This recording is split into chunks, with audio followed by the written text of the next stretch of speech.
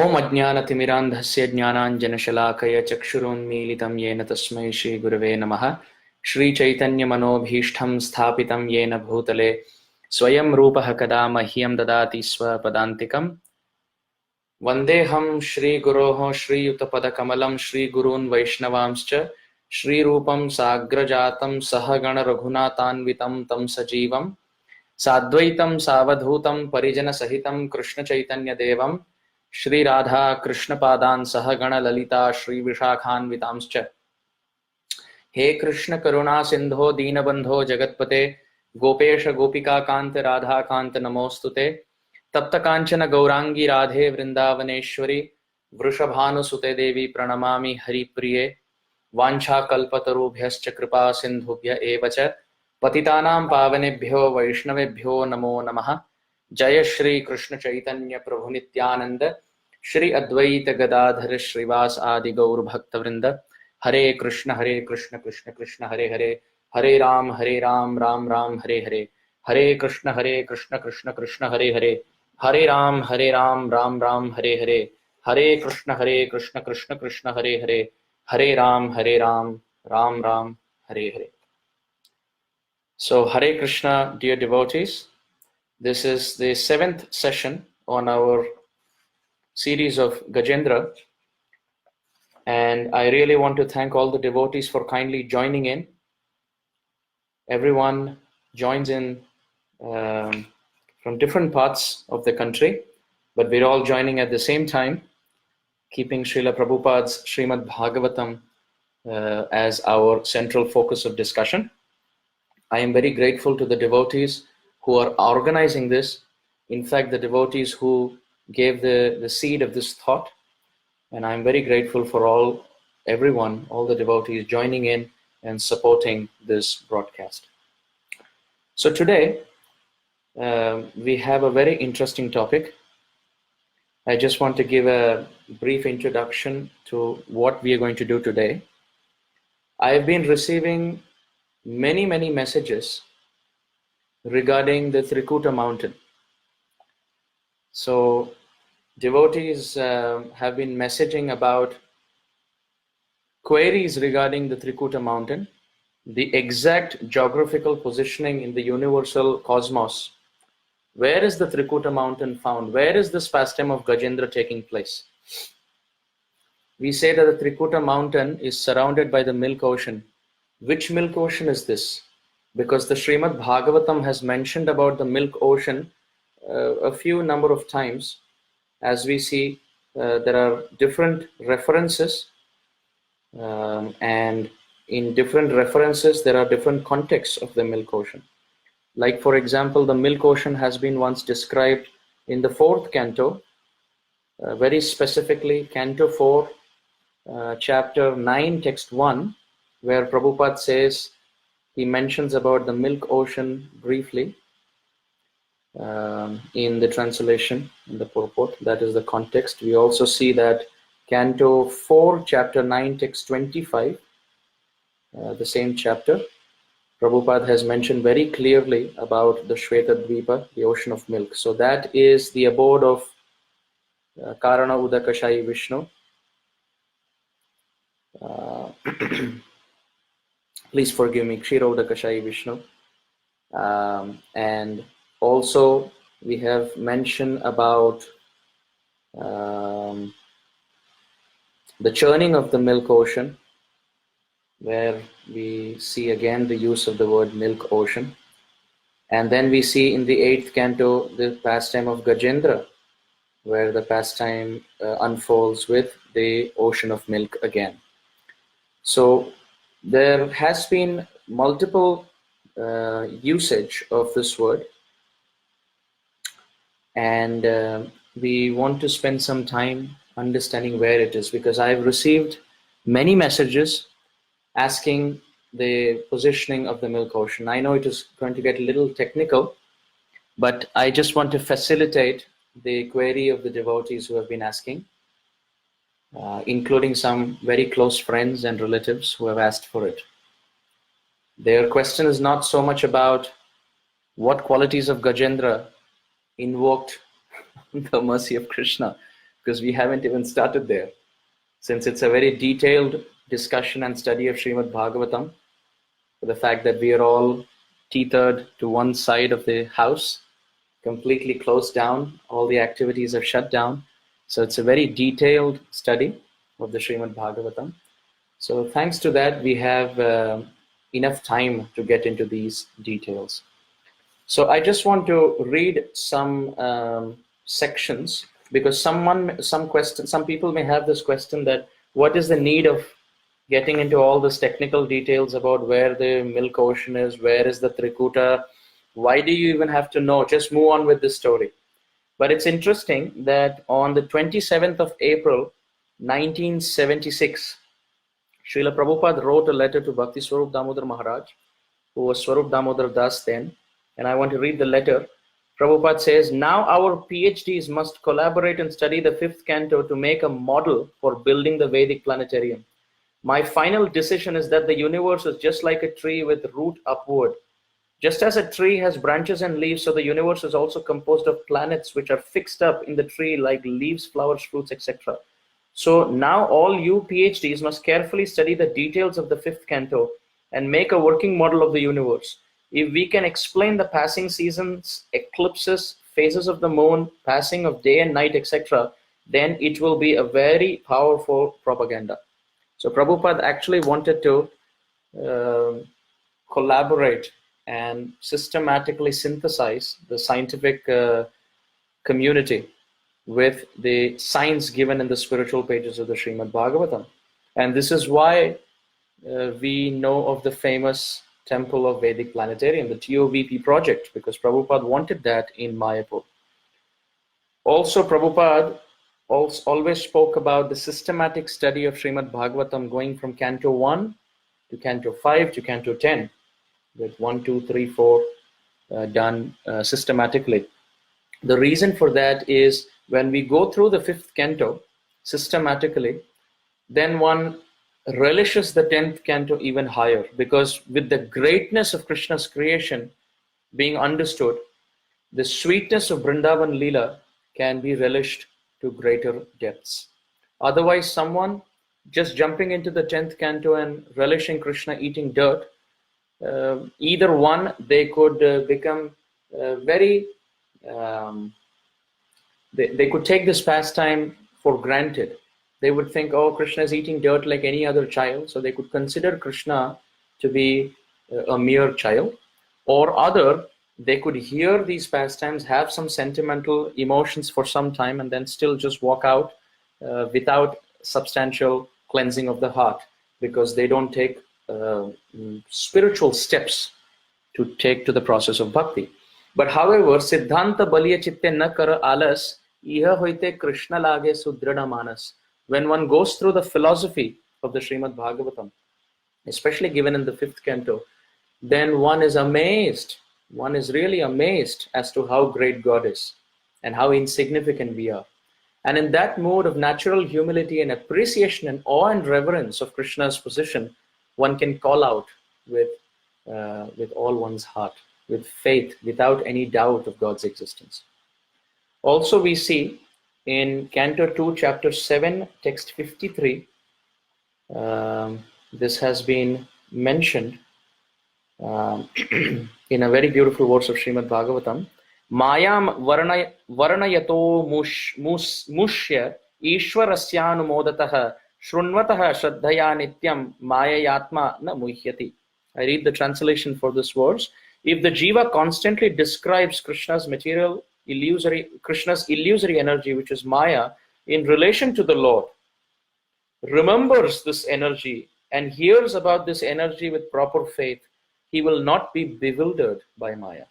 So here, Vishwanath Chakravarti Thakur has commented by saying that the descriptions of Krishna's creation pastime, especially the Srishti Leela, if this is Varanatyaha, if this is described, Anumodataha, remembering and hearing, Shrunvataha, then this is called Bhakti.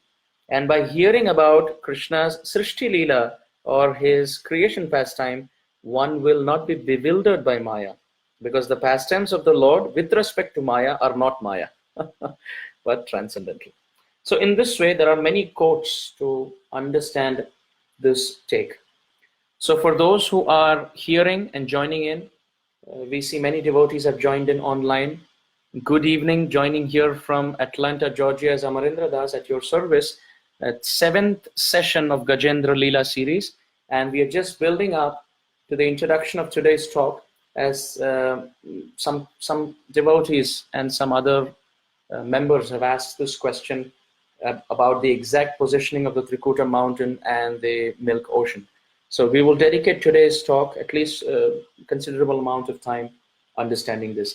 So I would highly recommend, if you want to follow through with this discussion, please pull up a paper and a pen and move with the discussion and the narration. So as we know, let's talk about Brahmanda. Brahma, Anda. Anda means an egg. Let's just like in Hindi also, the same word has been used. So Brahmanda is a universe which is in a spherical shape. So this Brahmanda, the lower half of this Brahmanda is filled with water. That is what we call as the Garbhodaka ocean.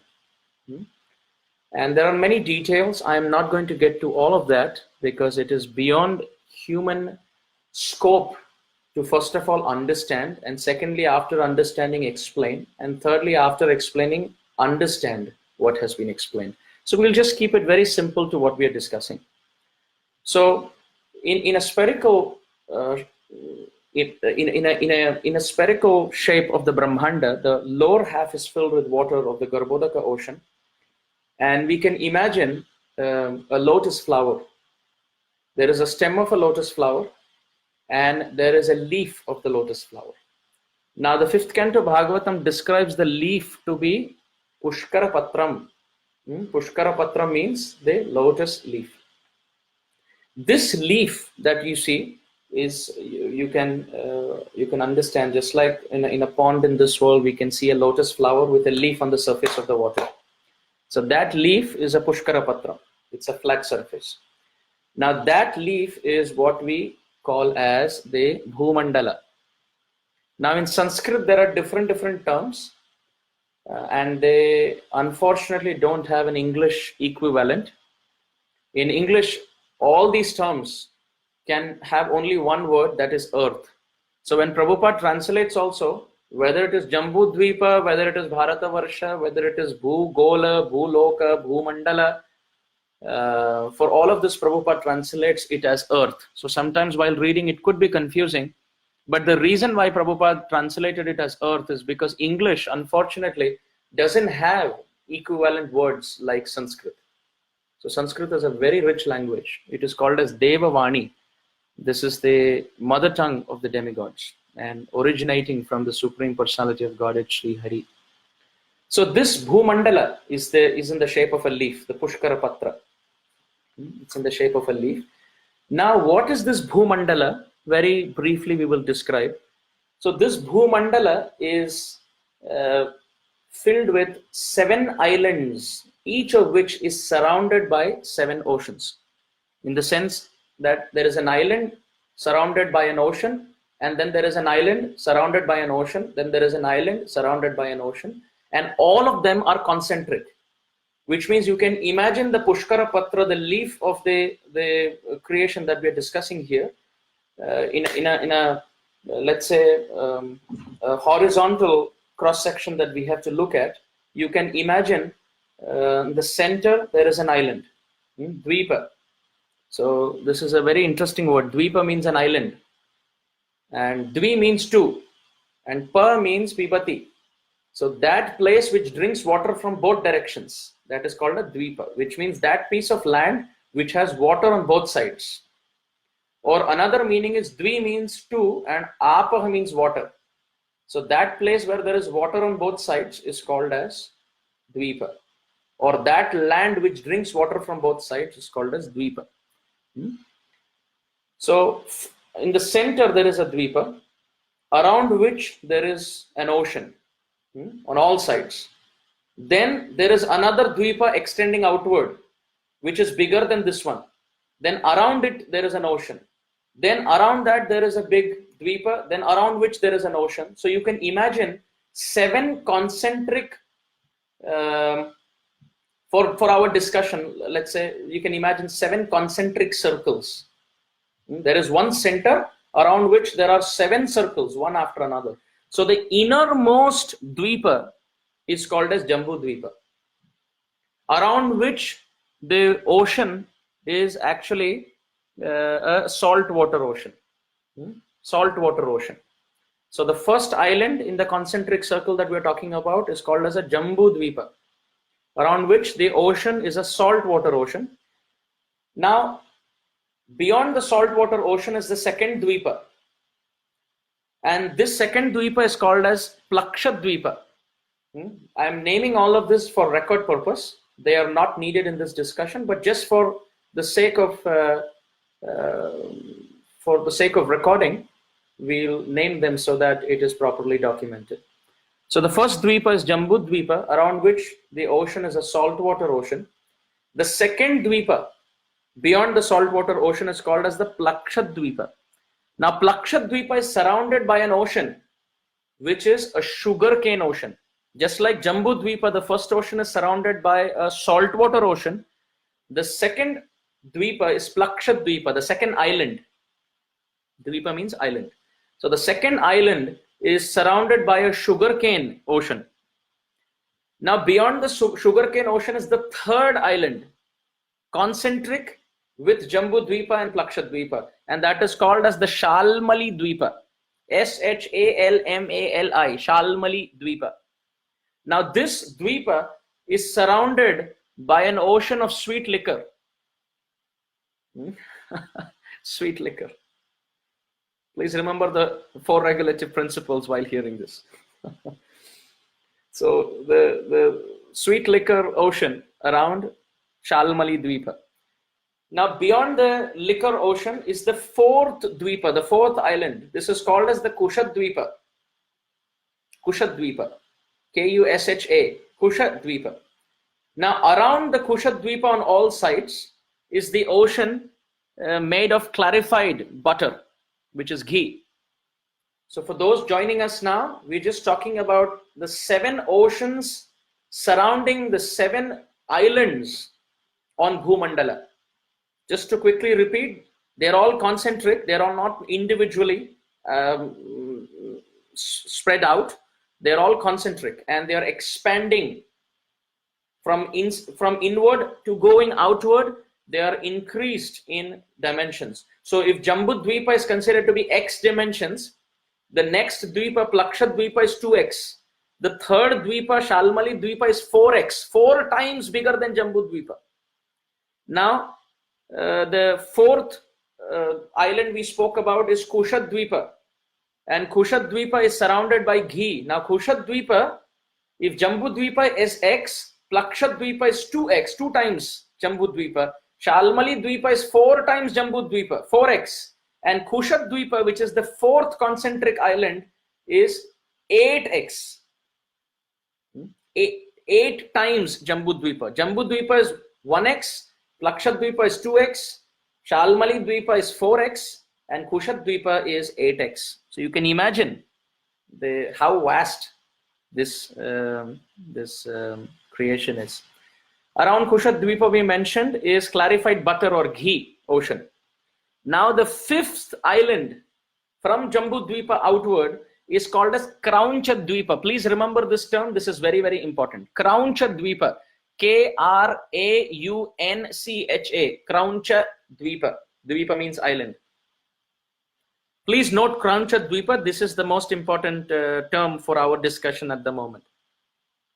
Krauncha Dvipa island is surrounded by an ocean not made out of salt water like Jambu Dvipa, not made out of sugarcane water like Plaksha Dvipa, not made out of sweet liquor like Shalmali Dvipa, not made out of clarified butter or ghee like Kusha Dvipa, but Krauncha Dvipa is surrounded on all sides by an ocean of milk. Milk ocean. Milk ocean. Now we'll come back to Krauncha Dvipa. Beyond this milk ocean is the sixth Dvipa. Krauncha Dvipa is 16x, 16 times bigger than Jambu Dvipa. Now the sixth island away from Jambu Dvipa, concentric, and next after Krauncha Dvipa is called as Shaka Dvipa, Shaka, Shaka Dvipa, and that is surrounded by emulsified yogurt ocean. So imagine Krishna's creation. They're all coming from the Bhagavatam. Bhagavatam is describing all this. In fact, Sripad Madhvacharya has written very clearly that one must never doubt the words of Srimad Bhagavatam, and those scriptures which are in line with Srimad Bhagavatam's description of this creation must be accepted. And if other scriptures, even if Vedic scriptures, have some difference in opinion from the verdict of Srimad Bhagavatam, then those scriptures must be rejected. Madhvacharya is writing with the Sanskrit verse commentary, glorifying the Srimad Bhagavatam. So the sixth island we mentioned was Shaka Dvipa, around which is an ocean of emulsified yogurt. And the seventh ocean, or the seventh island, and the final for this discussion, is called as Pushkara Dvipa, which is surrounded by sweet drinking water. So the Pushkara Patra, called as the Bhumandala, has different kinds of islands. Very quickly to repeat, they're all concentric. In the center, of course, is Mount Sumeru in the middle of Jambudvipa.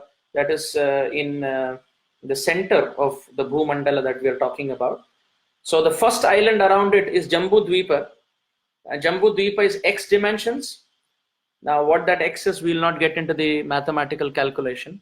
Around Jambudvipa is an ocean of salt water, which is the first Dvipa. Second Dvipa around the saltwater ocean is Plaksha Dvipa, surrounded by sugarcane ocean. Third concentric island is Shalmali Dvipa, which is surrounded by sweet liquor ocean. And then the fourth island is Kusha Dvipa, which is surrounded by clarified butter or ghee ocean. Fifth is Krauncha Dvipa, which is surrounded by the milk ocean. The sixth is Shaka Dvipa, which is surrounded by emulsified yogurt ocean. And the seventh is Pushkara Dvipa, which is surrounded by sweet drinking water. Jambu Dvipa being X, Plaksha Dvipa is 2x the dimensions. Shalmali, third island, is 4x, and then 8x, 16x, 32x, and 64x respectively is the progressive dimensions described in the Srimad Bhagavata. Now, let's focus our attention to Krauncha Dvipa. Let's forget Jambu Dvipa, Plaksha Dvipa, and all other names for now. Let's come to the fifth island, concentric island away from Jambu Dvipa on the Pushkara Patra, the Bhumandala. This is called as Krauncha Dvipa. Now, Krauncha Dvipa is described to have an ocean of milk surrounding it on all directions. Also, this island has many, many lakes, which are all made of milk.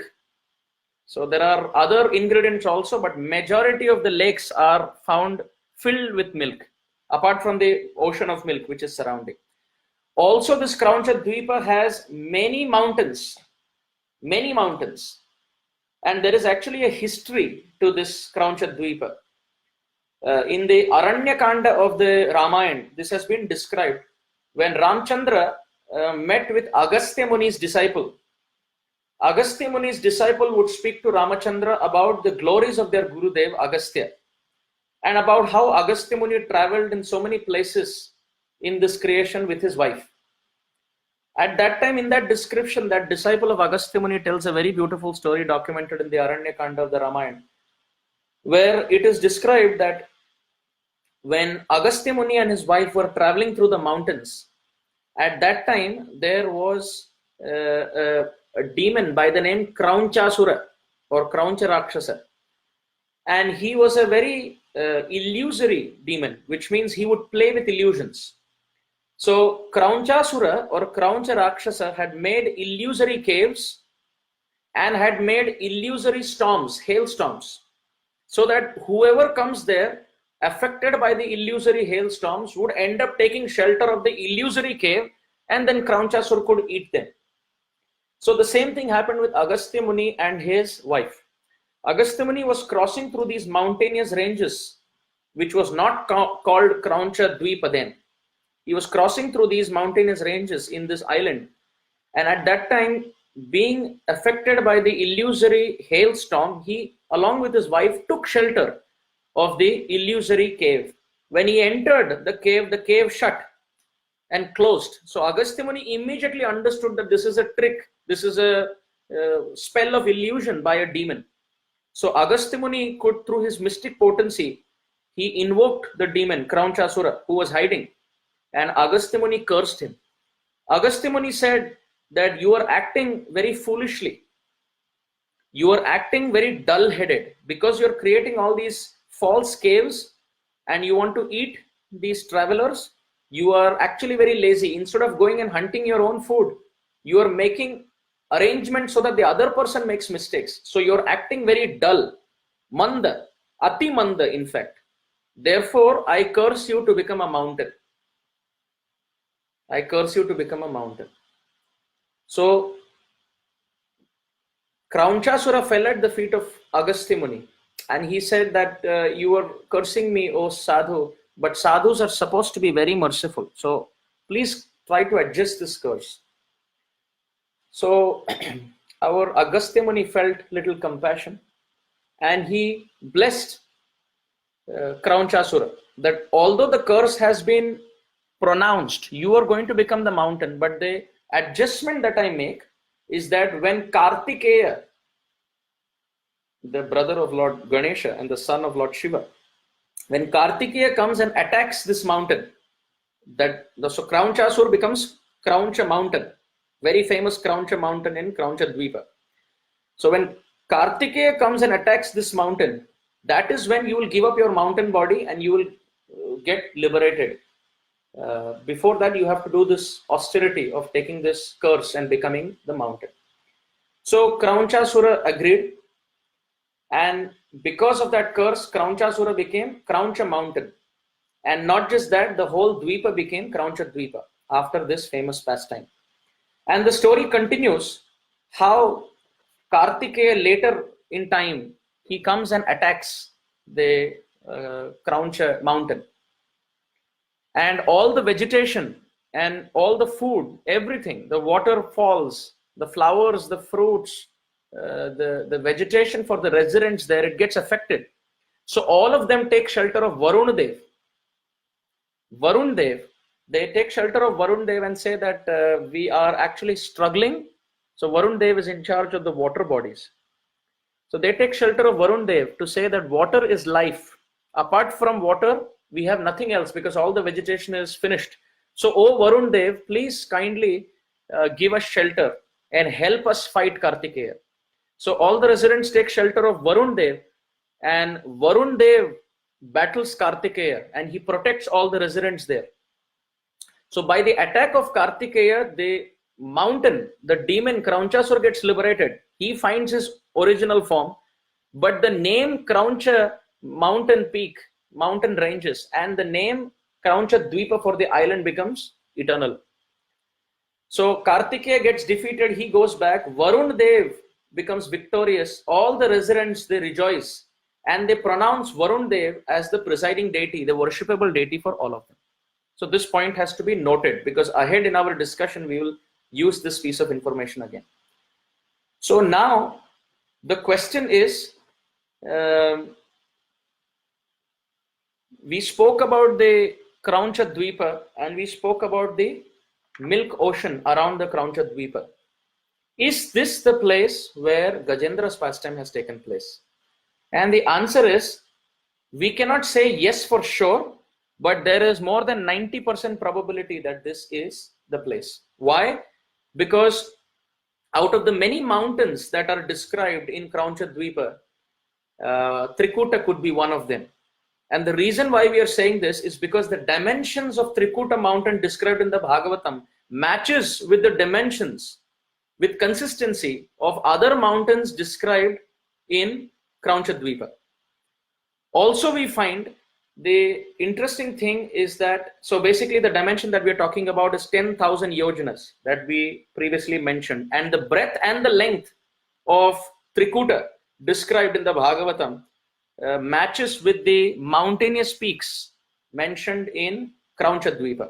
So there is high probability that this could be the place, because one, Krauncha Dvipa is surrounded by the Milk Ocean, and the mention in the Bhagavatam is that of the Milk Ocean. Second, the dimensions of second, Krauncha Dvipa is filled with mountains. So Trikuta could be one. The probability is high because the dimensions of Trikuta mentioned in the Bhagavatam matches very consistently with the dimensions of other mountains mentioned in Krauncha Dvipa. Now the third and the most striking point is when we come to text number 9 of chapter 2, canto 8, the mention there is, I'll read the translation very quickly. Canto 8, chapter 2, text 9. The translation says, in a valley of Trikuta mountain, there was a garden called Rutumata, or Rituman or Ritumat, because all the seasons used to be present at the same time there. And this garden belonged to the great devotee Varuna and was a sporting place for the damsels of the demigod. So there is high probability because of the matching of Milk Ocean, matching of the Trikuta dimensions, and matching of the Varuna Dev story, matching with the Kraunchasura history with Kartikeya. So this is one point that we want to make. Another point is, now the question could be, well, you mentioned about the leaf Bhumandala divided with the Jambu Dvipa and other 7 islands. Now we want to know what is below this. What is the thickness of this leaf, this Pushkara Patra that we are talking about? So please note, this Pushkara Patra that we initially spoke about, which is Bhumandala, is a very thick leaf. It is not simply like a leaf, in the pond in the neighborhood, where the leaf is very, very thin and fragile. This Bhumandala Pushkara Patra that we are talking about in the Bhagavatam is very thick, very, very thick. So whatever descriptions are mentioned are in the Bhumandala, in the Pushkara Patra, in the leaf of the lotus. The islands are all concentric, but there is also width. So you have to imagine a 3D model here with length, breadth, and width also. Now, in the width that is described, there are different layers. So let's ask this question: how thick is this leaf, this Pushkara Patra leaf, this lotus flower leaf? Well, it is 1 lakh yojanas, 100,000 yojanas, and there are 10,000 yojanas, 10,000 yojanas, 10,000 yojanas, 10,000 yojanas, like that, 7 different divisions in the thickness of this leaf. And they are Atala, Vitala, Sutala, Talatala, Mahatala, Rasatala, and Patala. Oftentimes they are described as hellish planets or hellish regions. But however, the Bhagavatam doesn't describe them to be hell. The Bhagavatam calls them as Bila Swarga. So Bila basically means, just like in Hindi also, you say Bil. In Marathi also you say Bid, which means a hole or a cave. Just like the hole of a rat or a hole of a snake. So these 7 layers are called as Bila Swarga. They are considered to be Swarga, heavenly kingdom, but they are considered to be darker regions in Tamas. So Bhumandala is predominant, the leaf surface is predominant in Rajas. But these levels that we are speaking about, each 10,000 yojanas in their width, they are all darker regions of the creation. So although they are heavenly planets, heavenly layers, they are called as Bila Swarga. They are in Tamas, or the mode of ignorance. And so they cover almost up to 99,000 yojanas of this creation that we are talking about. Not the creation, but the 1 lakh yojanas width of the leaf that we are talking about. In that, up to 99,000 is covered by the 7 layers. And below, the last layer below these 7 layers is hell. So let me quickly repeat. We spoke about the 7 islands surrounded by the 7 oceans. That was on the surface. Of course, it's a 3D model. Then talking about the 5th island, we spoke about Krauncha Dvipa, which is surrounded by the Milk Ocean. And we said with over 90% accuracy that this is the place where probably the Gajendra pastime took place, because there is milk ocean circumambulation surrounding the Krauncha Dvipa. Second, we spoke about many mountainous ranges described in the Krauncha Dvipa whose dimensions could match Trikuta from the Bhagavatam. And third and most important, the Bhagavatam talks about the story of Varun Dev with respect to Kartikeya and the Krauncha Dvipa, and here Varun Dev has been invoked in reference by Shukadev Goswami in this pastime of Gajendra. So now we are talking about the width of this Pushkara Patra, or the Bhumandala leaf. And we mentioned it is 1 lakh yojanas. 1 yojana, Vishwanath Chakravarti and Srila Prabhupada come to consent, they come to this understanding that 1 yojana is 8 miles. However, the Madhva scholars, they come to an understanding that this is close to 6 miles. But either way, it's a lot of distance. So this 1 lakh yojanas, 100,000 yojanas, is having many layers now in the Pushkara Patra, and there are 7 regions called as Bila Swarga. Bila means holes and Swarga means heaven, and they are the darker regions: Atala, Vitala, Sutala, Talatala, Mahatala, Rasatala, Patala. So in this, the Sutal is the Sutal where Vaman Dev pushed Bali Maharaj to rule down to. So that is the Sutal. So this covers about 99,000 yojanas, and the remaining portion that is left off is the place of Yamaraj. That is where the sinners get punished, and that is called as hell. That is the hell that we know about. So Bhumandala, basically what we are talking about in simple terms, is 8 from below. From below, if you see, we mentioned about these 7 different layers of Bila Swarga, and the top surface is Bhumandala. So it is 8 from below. Now, what is above this leaf? What is above this leaf is the stem of the lotus. So above the water, so as we know, the whole Brahmanda, half of it is filled with water of the Garbhodaka ocean. And on the surface of that water, we mentioned, is the thick leaf of Bhumandala. And then there is a stem of the lotus flower. And in that stem are the other regions described, like Bhuvar Loka, Swar Loka, Mahar Loka, Jana Loka, Tapa Loka, Satya Loka, or Brahma Loka. They are all described to be on the stem of this description.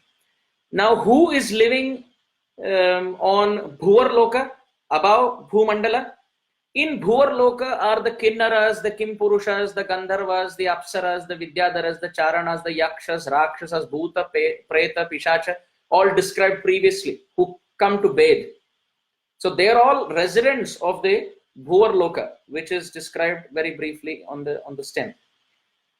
Now, how far is this Bhuvar Loka from Bhumandala? So Bhumandala to Bhuvar Loka that we are mentioning, all these residents that we are mentioning, this region that we are basically talking about is very significant, because Bhumandala going up to the moon, which includes the sun, that distance is the Bhuvar Loka.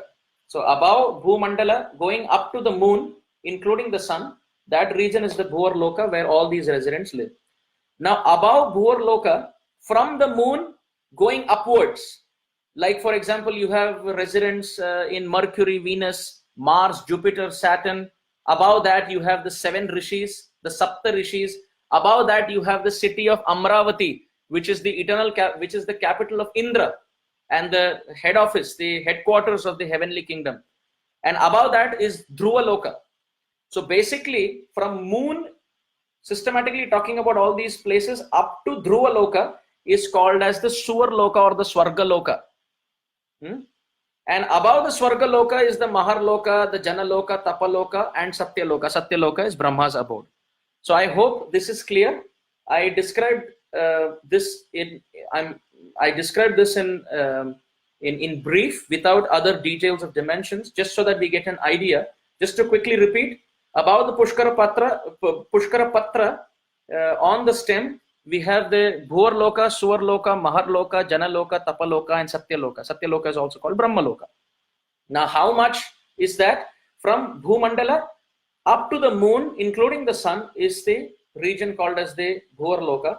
Above the moon, we have Mercury, Venus, Mars, Jupiter, Saturn, the Sapta Rishis, the 7 Rishis, above which we have Indra's capital, Amravati, above which we have Dhruvaloka. So all of these regions going from the moon up to Dhruvaloka is called as Swargaloka, heaven. So it's interesting that Bhumandala and Bhuvarloka is predominated by the mode of passion, above which the Swargaloka, from moon up to Dhruvaloka, is in the mode of goodness. And above Dhruvaloka, Maharloka, Janaloka, Tapaloka and Brahmaloka is in very purified state of goodness. And in the lower layers of the Bhumandala leaf, the Atala, Vitala, Sutala, etc., they are also heavenly kingdoms, but they are the darker regions predominated by Tamas. So this is the structure we are talking about of one universe. Wait a minute. Now the question is, all of this makes sense only when we know where we are. Forget about Gajendra. We mentioned about Gajendra and the Krauncha Dvipa, but where in this whole discussion are we? So for that, we have to get back to the leaf, surface of the leaf that we mentioned about. So we mentioned about different dvipas, right? We mentioned about Jambu Dvipa, then saltwater ocean. We spoke about Plaksha Dvipa, sugarcane ocean, Shalmali Dvipa, liquor ocean, Kusha Dvipa, clarified butter ocean, Krauncha Dvipa, milk ocean, Shaka Dvipa, emulsified yogurt ocean, and Pushkara Dvipa, which is sweet drinking water. So now let's come to Jambu Dvipa, which is the innermost Dvipa and the smallest of this all on the surface of the Pushkara Patra, the Bhumandala leaf. The Bhumandala, the innermost island that we are talking about is Jambu Dvipa. Now Bhagavatam describes this Jambu Dvipa is divided into 9 different regions, and those regions are called as Varsha. Varsha means distance between 2 mountainous ranges or ranges or regions. So the Jambu Dvipa is divided into 9 different Varshas, and they have different names. We don't have to know, but just for the recording sake, the 9 different names are Bharata Varsha, Kimpurusha Varsha, Hari Varsha, Ketumal Varsha, Ilavrita Varsha, Bhadrashva Varsha, Ramyaka Varsha, Hiranmay Varsha, and Kuru Varsha. These are the 9 different Varshas in Jambu Dvipa, which is the smallest innermost island out of the 7 islands on the surface of Bhumandala. And we mentioned above Bhumandala and below Bhumandala. Now in Jambu Dvipa, these 9 Varshas are mentioned, of which the first one we mentioned was Bharata Varsha. In Bharata Varsha, one small portion is called as Bharata Khanda, in which one small portion is earth, where we live. So let's put this in perspective. We are living in a small place, in a small room, in a small house, on a small street, in a small city, in a small state, in one country on the earth planet, which is a small portion of Bharata Khanda, which is a small portion of Bharata Varsha, which is one out of the 9 Varshas on Jambu Dvipa, which is the smallest among the islands, concentric islands, out of the 7 islands on Bhumandala. And this Bhumandala is one out of the 14 systems, planetary systems, or let's say one of the 7 prominent, because above which you see is Bhuvar, Suvar, Mahar, Jana, Tapa, Satyam, and in this Bhumandala is included the 7 lower. So that is how insignificant we are. And this is the upper half of one universe, where the lower half is filled with water. And this is one insignificant universe coming from the pore of Vishnu. And innumerable such universes are created by the breathing in and breathing out of the Supreme Lord. And this whole material creation described is only 25% of Krishna's creation, where 75% is the spiritual world. How insignificant are we? So this earth from Bharata Khanda, from Bharata Varsha, from Jambu Dvipa was displaced from her position down to the Garbhodaka ocean by Hiranyaksha. And that is when Varahadev swam in the Garbhodaka ocean, smelling Mother Earth. So he's called a Sukara. So the acharyas describe that the word sukara means he who smells. Su karoti iti sukara. Su means to smell. So he who was sniffing for Mother Earth, like a hog would do. He was sniffing in the Garbhodaka ocean, and he placed Mother Earth in her rightful position of dignity and honor. That is Varahadev. So now the interesting point is, we said with 90% probability that is the Gajendra's pastime of Trikuta mountain would have occurred in the Krauncha Dvipa, the fifth concentric island. But then why are we saying probability? Where is the other percentage probability? Well, the other is, now in the Jambu Dvipa, the 9 islands that we read out, Bharata Varsha, Kimpurusha Varsha, Hari Varsha, Ketumal Varsha, Ilavrita Varsha, Bhadrashva Varsha, Ramyaka Varsha, Hiranmaya Varsha, and Kuru Varsha. In that, the fifth one that we mentioned is the Ilavrita Varsha. Now, in Ilavrita Varsha also, it is described that there are many mountainous ranges. And the Shastra in other places has described that one of those mountains, there are many mountains, but the prominent 20 mountains are described in are named in the Bhagavatam. They are called as the Kesharachala peaks. So that is the 20. And one out of them, prominent ones, is named as Trikuta. One out of the 20 prominent ones named is Trikuta in the Ilavrita Varsha, which is one out of the 9 Varshas in Jambu Dvipa, the first island. So first we said it could be Krauncha Dvipa, which is the 5th island. But now we are saying there could be a possibility this could also be the one in Ilavrita Varsha, one of the prominent mountains, because the name Trikuta has been used for the mountains in Ilavrita Varsha. But however, we can say for sure this is not the place where this pastime has taken place. Why? Because the mountains described in the Ilavrita Varsha have the width is small and their peaks are tall. So the peaks that are described in the Ilavrita Varsha of the mountains are close to 80,000 yojanas, which doesn't match the description of Trikuta of the Gajendra pastime, which is about 10,000 yojanas. And very clearly Vishwanath Chakravarti Thakur and Shukdev Goswami have described, and Prabhupada has echoed the same point, that the length and the breadth of Trikuta described here are the same. So it is 10,000 yojanas wide and 10,000 yojanas tall. So however, the mountainous ranges in the Ilavrita Varsha are 80,000 yojanas tall. They are very big and the peaks are tall, but the width are very thin. So therefore it cannot be possible that this pastime has taken place in the Ilavrita Varsha of the Jambu Dvipa. With more probability, we can say that it has occurred in the Krauncha Dvipa, which is the 5th island concentric from Jambu Dvipa on Bhumandala. So how interesting it is that 3 things have been established here through this discussion. I'm skipping through other details, but in this discussion we discussed about the structure of the Bhumandala with the islands and the oceans. We spoke about the width of the Bhumandala with the different darker regions, which are called as Bilaswarga. We spoke about the upper regions from the Bhumandala, Bhuvarloka, Suvarloka and higher, with the mode of goodness, passion and ignorance that they are made up of. And then we established where we are and where Gajendra's pastime could have taken place. So I'm skipping through all other details and all other dimensions and mathematical calculations for simplicity of our understanding. But with 45 minutes of this discussion, 3 things have been established. First and foremost, Gajendra's location, now we can appreciate how wonderfully Bhagavatam has described. Bhagavatam is not a fictitious book with imaginative capability, that people coming together who are very sentimental and very emotionally driven, they are imagining some story of some elephant and some crocodile. This is 100% truth.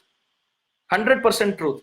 In fact, His Grace Adi Gadadhar Prabhu was telling me that after one class of His Holiness Radhanath Swami Maharaj, one brahmachari asked Srila Radhanath Swami Maharaj that, Maharaj, in the Bhagavatam we find that so many different kings have been described, and in fact there are chapters describing dynasties. This king got married to this Mataji and he had this sons, so many sons, and they took over, they did tapasya and then they had wives and then they had children. And there are names after names after names. So the brahmachari asked Srila Radhanath Swami Maharaj that what is the purpose of reading all these names? So Srila Radhanath Swami Maharaj gave two responses at two different times. The first response Maharaj said was that these kings are very special personalities. So Shukdev Goswami has kept their names so that when we read their names, we get purified because they have lived a life of sanctity. But the second answer that Maharaj gave at another time, in an audience of young children in the Prerna festival, Maharaj mentioned that this increases the authenticity of the Bhagavatam. If Bhagavatam is just putting up one or two names and some stories together, then the authenticity and how bona fide, how authoritative Bhagavatam is not established. However, very clearly with historical proofs, if it is mentioning that if Bhagavatam is mentioning that this was the name of the king and he had so many sons and these were the names and this is where they ruled and they had so many sons, and one generation after another with details, if it has been mentioned, then coming down systematically to Dasharath Maharaj and then Sri Ram, etc., then the authenticity of Shukdev Goswami's narration is established. How Shukdev Goswami is speaking historically correct, and as far as technical details are also concerned, they are apt. So here also see how wonderfully there was no need to mention Varuna, but Shukdev Goswami mentions Varuna, he mentions the milk ocean, so that we understand geographically where it is present. And also he has said these names in the 8th canto, after one in the 5th canto, after the reader and the listener of the Bhagavatam has gone through the 5th canto and knows the structure of the universe, now he can appreciate Gajendra's position. So to say that Gajendra's pastime took place in heaven is correct because it is not where we are living. At the same time, to say that it is in Bhumandala is also correct because that is where the description is. So that is as far as this thing goes. So when we chant our japa, we can actually think about it as to how insignificant we are. How insignificant we are. There is absolutely no value to our position.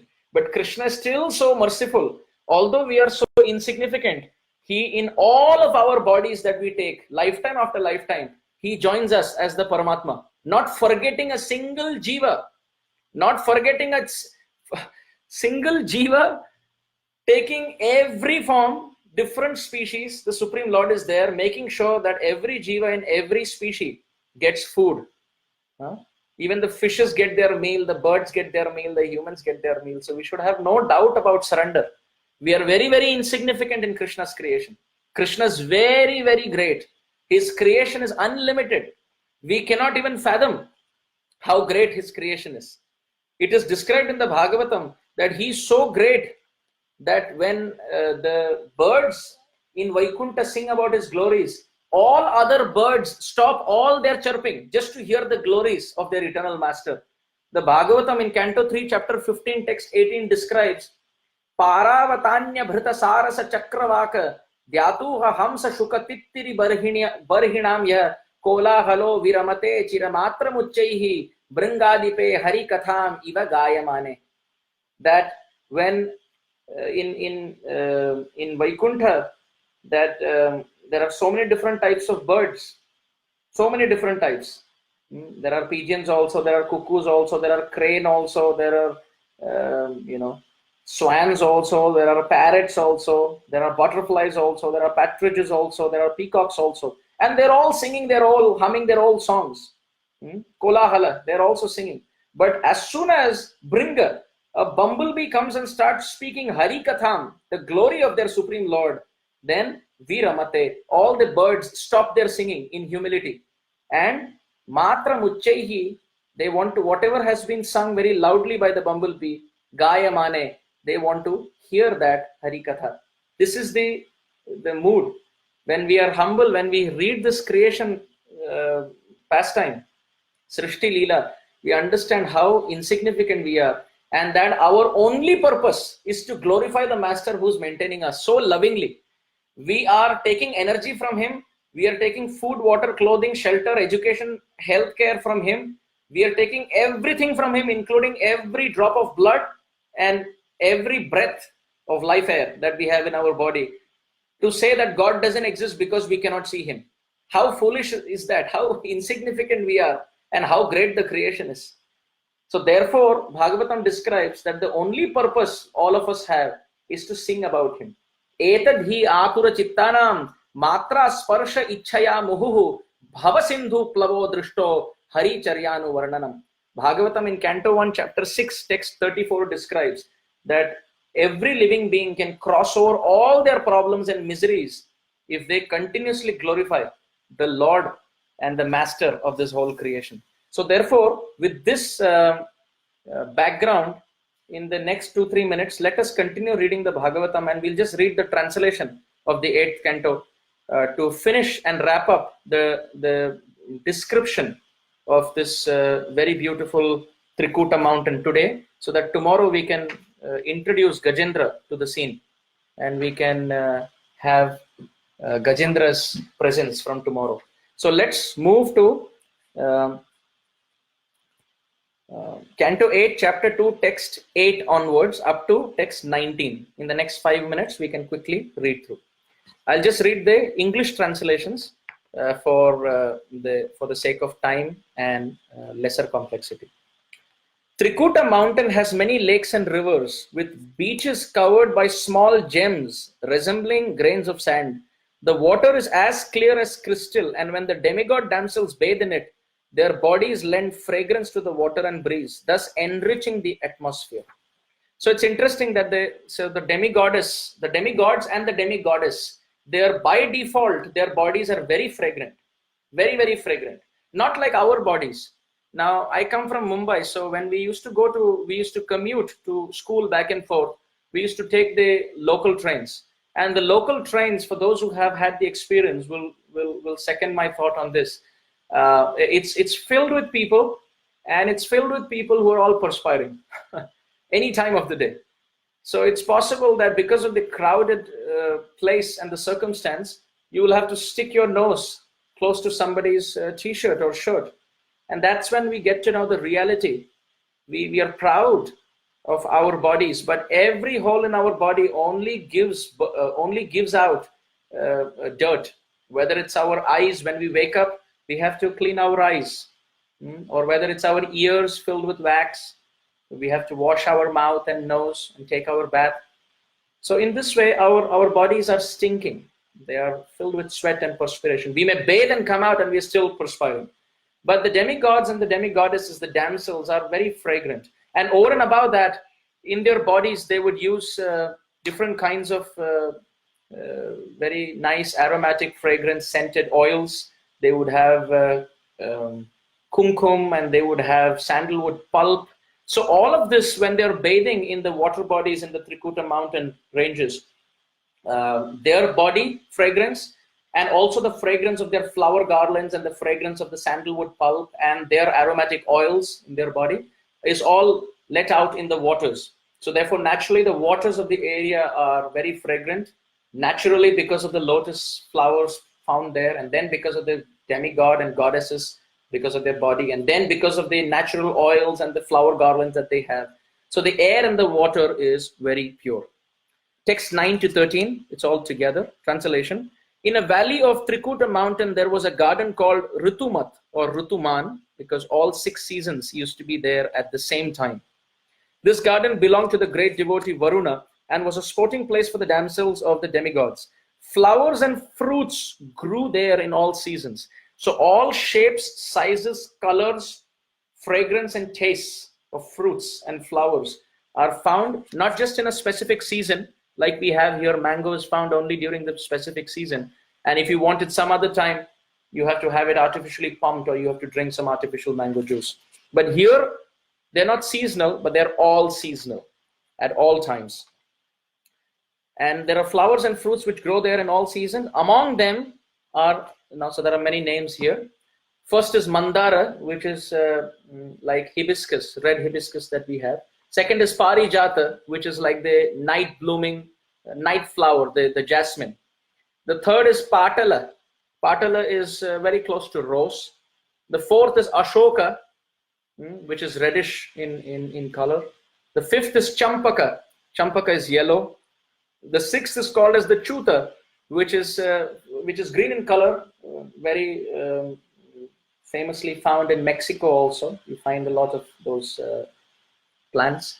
Then the next is the piyala, which is in Hindi you call it as the piyar.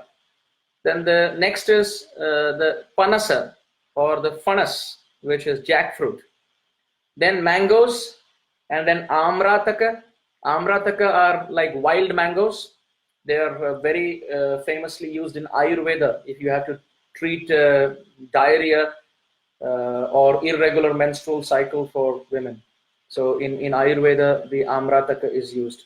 Then the kramuka, which is like supari or like betel nut in English. And then coconut trees, and then date trees and pomegranates. So in this way, there's great variety. You can imagine all of that at the same time. And they're all big. They're really big. You can imagine it. This is in Krauncha Dvipa. Now, it's not like the small fruits that we have here in one portion of the world. But even the fruits are very big. And there were the mandukas, the madhukas, the palm trees, the tamala, the asana, the arjuna, arishtha, udumbara, plaksha, the banyan trees, kimshukas, sandalwood trees. Many of them don't have English equivalents. They may have some botanical or medicinal equivalents, but not a commonly found English equivalent. Also the pichumardas, the kovidaras, the saralas, the suradarus, the grapes, sugarcane, bananas, jambu or jamun, the badaris, akshas, abhayas, amalaki or avla, haritaki is also mentioned. So that's also very nice, Ayurvedic. Then text 14 to 19. In that garden, translation in English, in that garden there was a very large lake filled with shining golden lotus flowers. Can you imagine? Golden lotus flowers. And flowers known as the kumuda, the kahalara, utpala, shatapatra. Shatapatras are those which have 100 petals. 100 petal lotus. So shata means 100 and patra means layers. So 100 petal lotus or flowers, which added excellent beauty to the mountain. There were also bilva, kapitta, jambhira, bhallataka trees, intoxicated bumblebees drinking honey and humming with the chirping of the birds, songs being very melodious. The lake was crowded with swans, the karavandas, chakravaka, the cranes, flocks of water chickens, dattuha, koyashtis, and other murmuring birds. Because of the agitating movements of the fishes and the tortoise, the water was decorated with pollen that had fallen from the lotus flowers. The lake was surrounded by kadamba flowers, betasa flowers, nalas, nipas, vanjulakas, the kundas, kurubakas, ashokas, shirisas, kutajas, ingudas, kubjakas, swarna yuthis, nagas, punnagas, jatis, mallikas, shatapatras, jalakas, and madhavi latas. The banks were also abundantly adorned with varieties of trees that yielded flowers and fruits in all seasons. Thus the entire mountain stood gloriously decorated. Why is Shukadev Goswami mentioning all these flowers, fruits, and medicinal herbs and all these different kinds of birds? To make this point clear to us that he's not imagining. He's actually giving us a direct telecast. That is one. Second, to show that if this is how beautiful Krauncha Dvipa and Bhumandala is, what to speak of Bhuvarloka, Suvarloka, Maharloka, Janaloka, Tapaloka, and Brahmaloka, what to speak of Vaikuntha, what to speak of Goloka Vrindavan. That is the second reason. And the third and the prominent contextual reason is to show us that even if you are amid such a scenic environment, if you forget the Supreme Lord, you're inviting trouble. So that is what we have to learn. So this world that we live in is very humbling because there is not so much beauty and so much intoxication that we forget the Supreme Lord. It is coming with the constant background violin music of dukkha, of suffering. So there is no question that we will forget the Supreme Lord. Still, if we forget the Supreme Lord and we don't do Hari Bhajan to get out of this place and go back to the eternal kingdom of God, then we are really less intelligent. So now tomorrow we will continue from text 20, where the story actually begins with Gajendra's mention with the elephants. So it's interesting, from text 20 onwards, you see that the meter, the Sanskrit meter in which Shukdev Goswami is mentioning and narrating the whole episode, it changes. Till now, it was in a standard 8-syllable Anushtup Chanda, like the Bhagavad Gita. But now we see from text 20 onwards, it's no longer the short Chanda, the short meter. It goes like Tatraikadata Girikananashraya Karenubhivaranayutapascharan. So you see that the meter has changed. Why? Because Shukdev Goswami's ecstasy increases, because now he's getting closer and closer to the Lord's appearance through the cry of a devotee's sincere, desperate calling. Also, when you have more descriptive details, you need a longer meter to describe and more syllables to fit in. So in this way, this is how the story is flowing. This was session number 7. We are entering the story of Gajendra from tomorrow with the detailed description of the Chitrakoot, not the Chitrakoot, but the Trikuta for past 1 week. So I really want to thank all the devotees who have been participating every single day and encouraging this service, because if the devotees don't participate, I, being lazy as I am, I wouldn't be able to serve Srimad Bhagavatam within closed doors and the 4 walls. But all the devotees are kindly joining in. This is inspiring all of us to continue serving each other. So tomorrow, Saturday, we will again have class from 7 to 8, which is Eastern Standard Time. And then we will discuss the timings for other classes later. So please do join, and please do inform your friends and other devotee contacts if they are interested to joining in. So therefore, same time, 7 to 8, same place, which is Facebook Live. All of us meeting together with Srila Prabhupada Srimad Bhagavatam as our central point of surrender, chanting the holy names, reading the Srimad Bhagavatam. We continue to walk holding hands through this this bridge of online discussion during these dark times of isolation. Thank you so much. Srila Prabhupada ki jai. Vancha kalpatarubhyascha kripa sindhubhya eva cha patitanam pavanebhyo vaishnavebhyo namo namah. Hare Krishna.